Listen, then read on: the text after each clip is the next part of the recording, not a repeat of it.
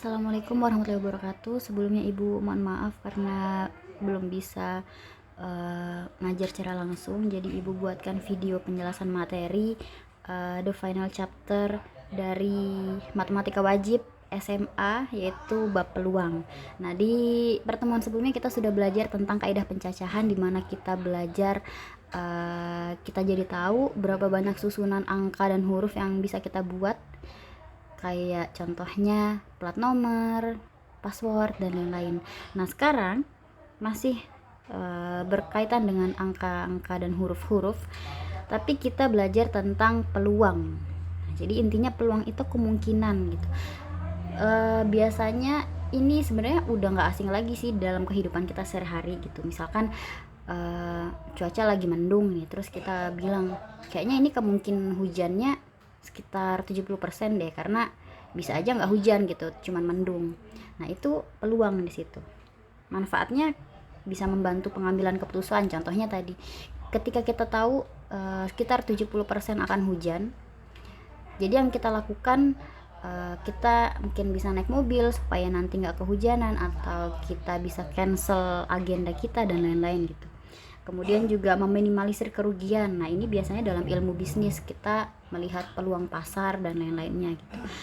Keempat, bisa digunakan dalam ilmu ekonomi, contohnya di aktuaria. Nah, di aktuaria itu kan ada kaitannya tentang asuransi.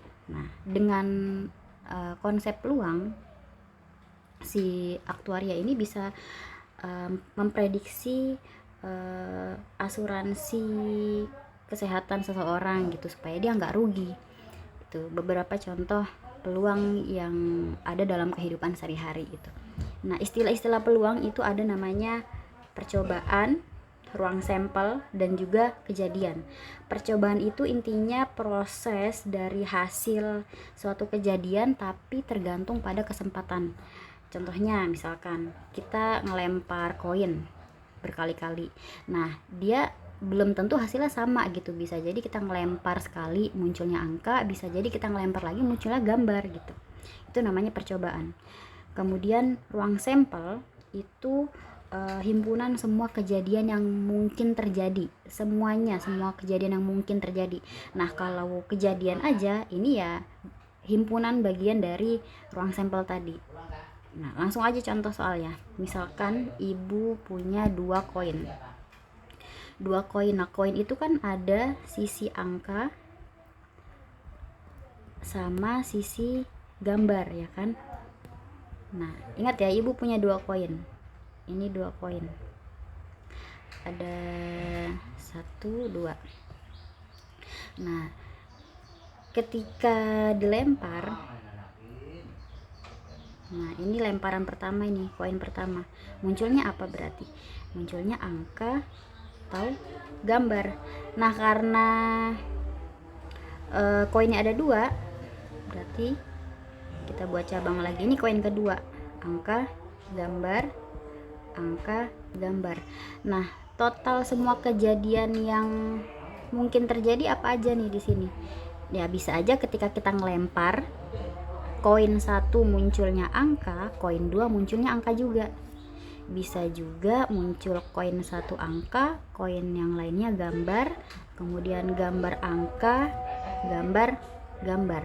Nah, berapa total kejadian yang mungkin terjadi? Semuanya ada 1, 2, 3, 4. Berarti ruang sampelnya itu ada 4.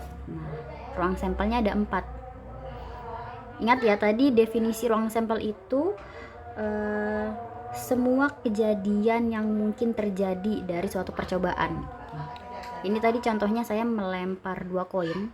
Jadi kemungkinan yang terjadi ada 4 total semuanya. Bisa aja dia angka-angka, angka gambar, gambar angka, gambar-gambar gitu. Kalau kalian masih bingung, di pause dulu, dipahami dulu sampai sini ya. Oke, kita lanjut. Nah, kalau kejadian, yang dimaksud dengan kejadian itu himpunan bagiannya. Ya ini, angka-angka, ini kejadian 1, kejadian 2, kejadian 3, kejadian 4 ini. Jadi biasanya nanti yang ditanyakan di soalnya, misalkan saya tanya peluang muncul semua angka gitu. ada berapa berarti NA-nya kalau peluang muncul semua angka. Peluang muncul semuanya angka. Jadi dua koin itu nanti munculnya angka semua tuh. Berapa peluangnya?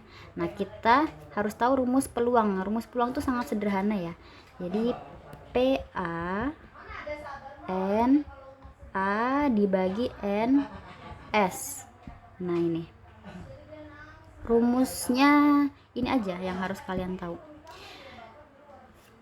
NA tadi apa soalnya? Peluang muncul semua angka. Ada berapa muncul semua angka di dua koin ini? Ada 1 ya. Berarti peluang A itu 1 per NS nya berapa tadi? Total semua kemungkinan yang terjadi 4. Berarti 1 per 4 atau 0,25. Nah, ini peluang dia terjadi. Jadi kalau misalkan ibu ngelempar 2 koin, peluang muncul angka semua ya sebesar 0,25 atau kemungkinan kecil karena dia cuman 1 di sini ya. Kalau misalkan peluang muncul satunya angka, satunya gambar, berarti berapa? Berarti ada NA-nya berapa di sini? Ada 1, 2. Berarti 2 per 4 atau setengah. Kalau dibuat desimal berarti 0,5 gitu. Berarti ya 50-50. Sampai di sini semoga bisa dipahami ya. Intinya itu aja yang harus kalian tahu, NA dibagi NS. Kemudian contoh lagi, misalkan dadu. Nah, dadu itu ada berapa mata dadu? Ada 6 ya.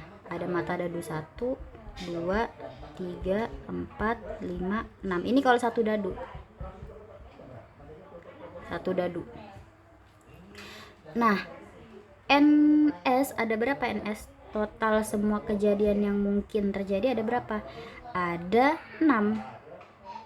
Kenapa 6? Karena ya bisa aja dia muncul mata dadu 1, muncul mata dadu 2, muncul mata dadu 3, 4, 5, 6. Jadi ada 6 semuanya. Nah, kalau misalkan saya tanya peluang muncul mata dadu 4, karena cuma 1 di sini berarti 1 per 6 gitu ya. Nanti ini dibuat desimal hasilnya berapa, berarti itu peluangnya. Nah, untuk menentukan ruang sampel itu caranya begini. Misalkan ini ada satu dadu itu kan 6 ya. Kalau misalkan dadunya ada 2, karena satu dadu ini matanya ada 6, berarti kalau 2, caranya untuk menentukan NS itu N pangkat 2. Nah, kalau misalkan dadunya ada 2 berarti 6 pangkat 2 berapa? 36. Berarti ada 36. Kalau menentukan NS dari koin itu kan ada 2 sisi ya, ada angka sama gambar.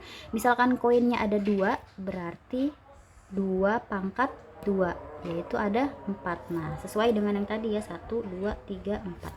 Kalau koinnya ada 3, ini koinnya 2. Kalau koinnya ada 3, berarti karena sisinya ada 2, angka dan gambar, jadi kita tulis 2. Karena koin ada 3, berarti 2 pangkat 3, yaitu 8 gitu. Sekarang contoh lagi dadu 2 ya, 2 dadu ya di sini. Coba deh kalau ada 2 dadu, peluang kemungkinan terjadinya ada apa aja? Kejadian yang terjadi ada dadunya 2. Ini dadu 1 warna merah. Bisa muncul mata dadu 1, 2, 3, 4, 5, 6. Ini mata dadu satunya lagi warna oranye. 1, 2, 3, 4, 5, 6. Nah, misalkan kalian punya 2 dadu, kalian lempar dua-duanya secara bersamaan, berarti peluang kejadian yang mungkin terjadi itu bisa 1,1. Nah, artinya di sini dadu yang satu munculnya matanya 1, dadu yang kedua munculnya matanya juga 1.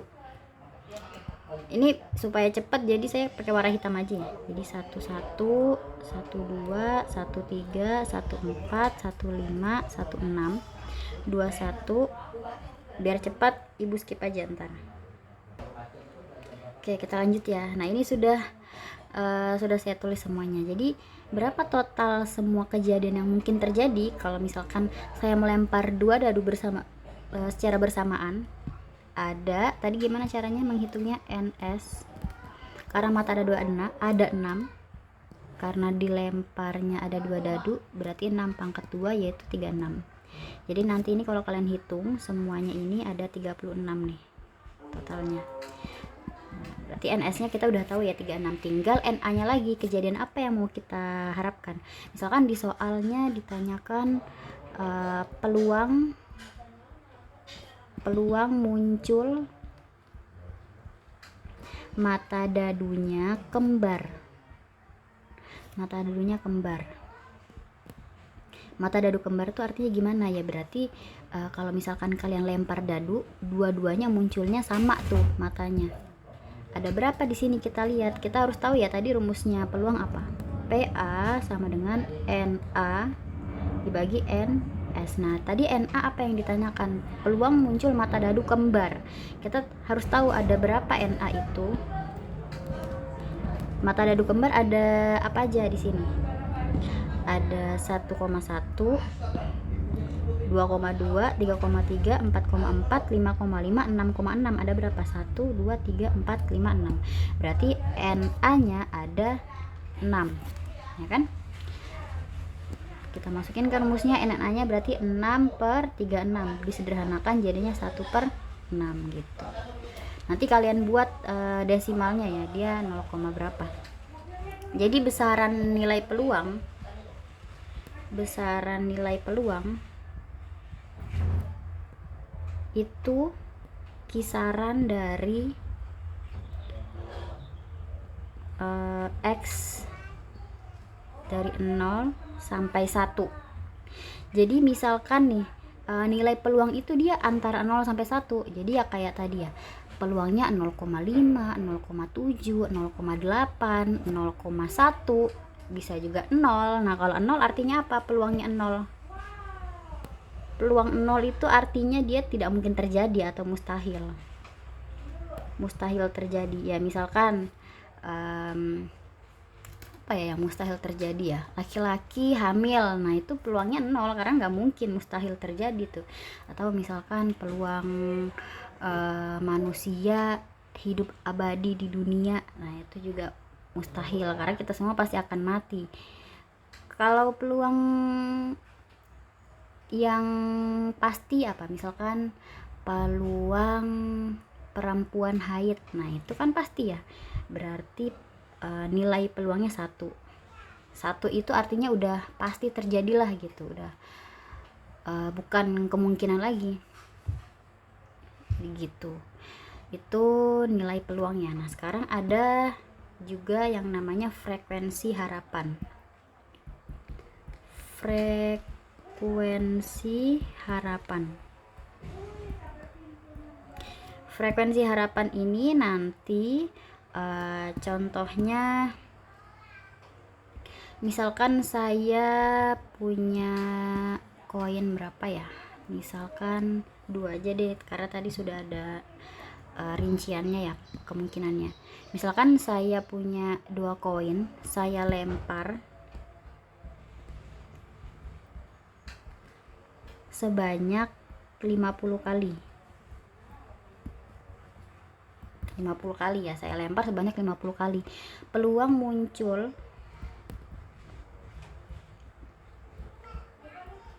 semuanya angka. Nah, ini tadi koinnya ada 2. Dilempar 50 kali, yang ditanya peluang muncul semua angka. Tadi kita harus tahu dulu berapa peluangnya muncul semuanya angka. Tadi ada 1 ya, peluangnya 1/4. Nah, Jadi intinya frekuensi harapan itu ciri-cirinya dia ada keterangan atau ada penjelasan tentang dia dilemparnya berapa kali.